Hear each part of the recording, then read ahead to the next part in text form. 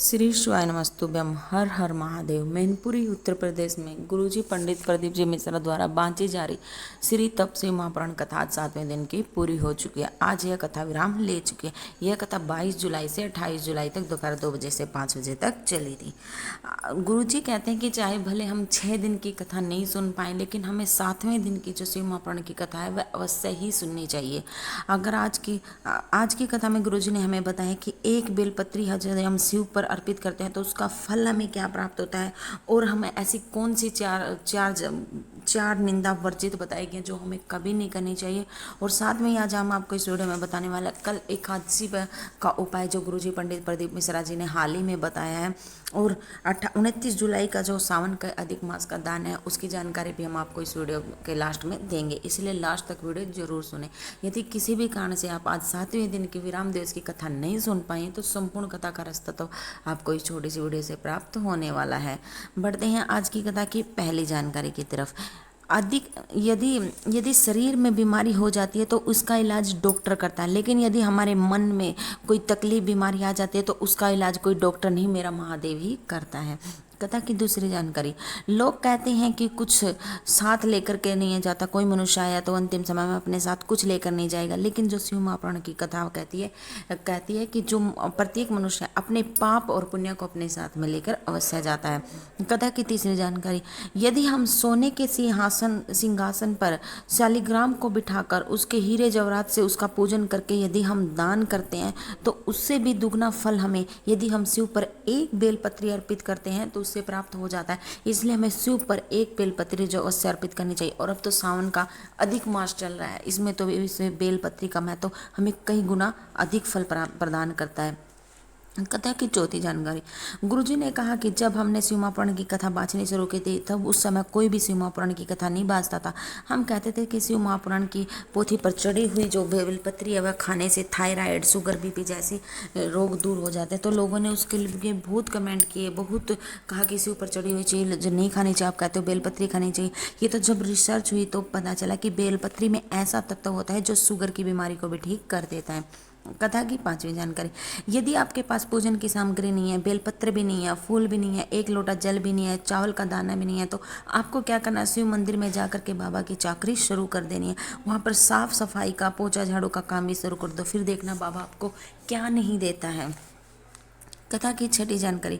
गुरुजी ने बताया कि जो अगली कथा होगी वह 1 अगस्त से 7 अगस्त तक यह कथा रायपुर छत्तीसगढ़ में होगी, जिसका समय रहेगा दोपहर 2 बजे से 5 बजे तक।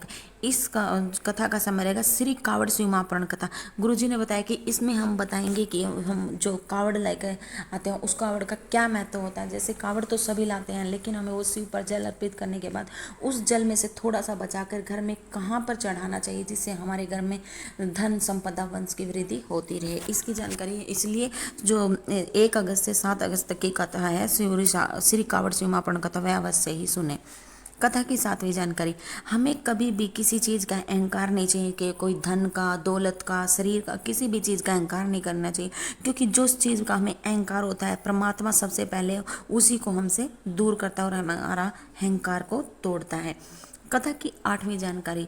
शिव महापुराण की कथा कहती है जो व्यक्ति भ्रूण हत्या करवाता है, गर्भ में ही बच्ची को मरवा देता है, छोटी छोटी बच्चियों के साथ गलत कर्म करता है, उन पर गलत दृष्टि डालता है, तो उसको जितने भी उसके पृथ्वी पर जन्म होते हैं उसे हर जन्म में रोगग्रस्त होकर ही मरना पड़ता है। इसलिए हमें यह अनर्थ नहीं करना चाहिए। कथा की 9वीं जानकारी। बेटे का जन्म घर में भाग्य से होता है, लेकिन जो बेटी का जन्म होता है वो घर में सौभाग्य से होता है, क्योंकि बेटा एक कुल को उतारता है, जो बेटी होती है वह 2 कुल को उतारती है। कथा की 10वीं जानकारी। पुराणों में जो 4 निंदा है वो वर्जित बताई गई हैं। पहली, सौभाग्यवती नारी जो सुहागन नारी होती है उसकी हमें कभी भी निंदा नहीं करनी चाहिए। दूसरा, गर्भवती नारी की हमें कभी निंदा या अपशब्द नहीं कहने चाहिए। तीसरा, यदि कोई व्यक्ति रोगी है, बीमार है, तो उसको देखकर भी हमें कभी उसका मजाक नहीं उड़ाना चाहिए, उसकी निंदा या शब्द नहीं कहने चाहिए। चौथा, यदि कोई संत है, कोई गुरु है, भगवान का पूजन करने वाला है, नाम स्मरण करने वाला, जप करने वाला है, कोई भगत है, हमें उसकी भी कभी भी निंदा नहीं करनी चाहिए। जो इन चारों की निंदा करता है उसे बहुत बुरे कष्टों से गुजरना पड़ता है। कथा की 11वीं जानकारी। कल है 29 जुलाई और जो कि गुरुजी पंडित प्रदीप मिश्रा जी ने सावन के अधिक मास की जो दान की लिस्ट निकाली है, उसमें जो कल 29 जुलाई का जो दान है वह रहेगा 33 कमल गट्टे का दान। 12वीं कथा की 12वीं जानकारी, कल है 29 जुलाई और सावन के अधिक मास की एकादशी। और गुरुजी ने 2-3 दिन पहले ही तपसीमान कथा में जो सावन के अधिक मास की सब तिथियों का एक उपाय बताया था, जो पंचमी, अष्टमी, एकादशी, प्रदोष, शिवरात्रि, अमावस्या और पूर्णिमा के दिन करना है। उनमें से कल है एकादशी, इसलिए कल के दिन यह उपाय करना जरूर करें। यह उपाय आपको अपने घर से ही करना है। इसके लिए आपको क्या करना है, 5 दीपक लेने हैं। आप मिट्टी के दीपक ले सकते हो, आटे के भी बना सकते हो। आपको क्या करना, 5 दीपक लेके अपने घर के ही मंदिर में उन दीपकों को प्रज्वलित कर लेना है और फिर अपने घर के बाहर चौखट से बाहर उन 5 दीपों को प्रज्वलित कर देना है।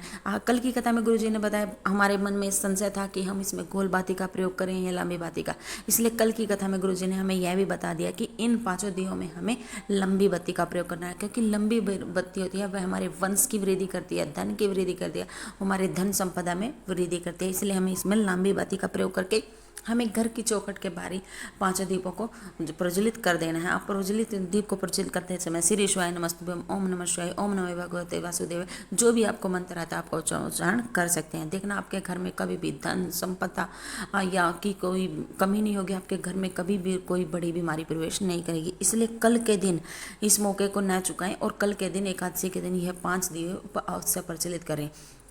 यह थी आज की कथा की संपूर्ण जानकारी। अगर जानकारी आपको जरा से भी उपयोगी लगी है तो कमेंट बॉक्स में हर हर महादेव जरूर लिखना। श्री शिवाय नमस्तुभ्यम, हर हर